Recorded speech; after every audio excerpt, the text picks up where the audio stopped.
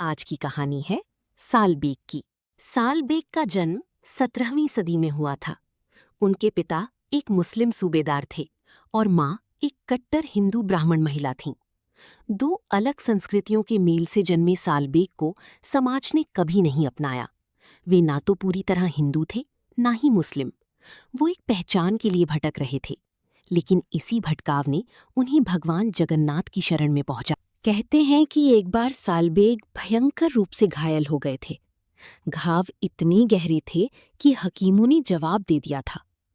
तब उनकी माँ ने उनसे कहा, बेटा, यदि तू वास्तव में जीना चाहता है तो उस नीलाचल के स्वामी भगवान जगन्नाथ को पुकार। सालबेग ने मरणासन्न अवस्था में हे जगन्नाथ की रट लगा ली और चमत्कार देखिए, कुछ ही दिनों में उनके घाव भरने लगे। उस दिन सालबेग का पुनर्जन्म हुआ और उन्होंने अपना पूरा जीवन जगन्नाथ जी की भक्ति में समर्पित कर दिया। सालबेग ने अनेक भजनों की रचना की, जो आज भी ओडिशा के हर घर में गाए जाते हैं। लेकिन एक दुख था, वे मुस्लिम होने के कारण मंदिर के भीतर प्रवेश नहीं कर सकते थे।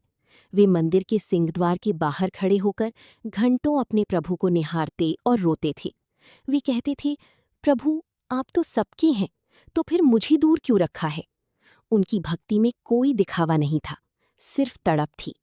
एक बार रथ यात्रा के दौरान जब भगवान जगन्नाथ का रथ बलगंडी नामक स्थान पर पहुंचा, तो रथ अचानक वहीं थम गया। हजारों लोग उसे खींचने लगे, हाथी लगाए गए, लेकिन रथ टस से मस नहीं हुआ। तब पुरी के राजा और पुजारियों को एक ही बात सुनाई दी, मेरे भक्त सालबेग को देखे बिना मैं आगे नहीं बढ़ूंगा। कहा जाता है कि भगवान जगन्नाथ ने अपने रथ को रोक दिया था, क्योंकि उनका भक्त सालबेग दूर खड़ा उन्हें देख रहा था। जब सालबेग वहां पहुंचे, तब जाकर रथ आगे बढ़ा।